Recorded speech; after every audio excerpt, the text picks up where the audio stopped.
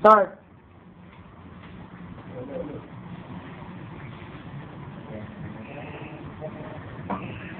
Ang importante, nakatulong kayo tayo sa mga tao na nangangailangan. Masaya ako kahit pa paano meron pa rin yung bibigay ng regalo sa kanila kahit na maliit na bagay o malaki man yun. Okay, next.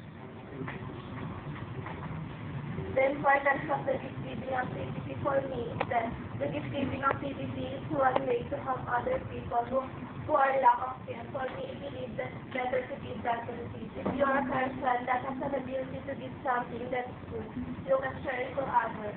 You learn from them in a way that you should love your parents and take care of them. You need to understand what they do. Okay, next.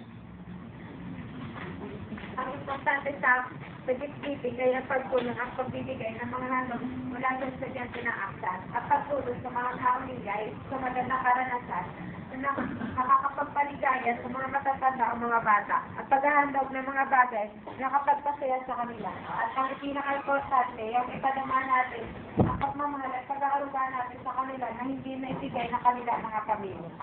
Okay, thank you.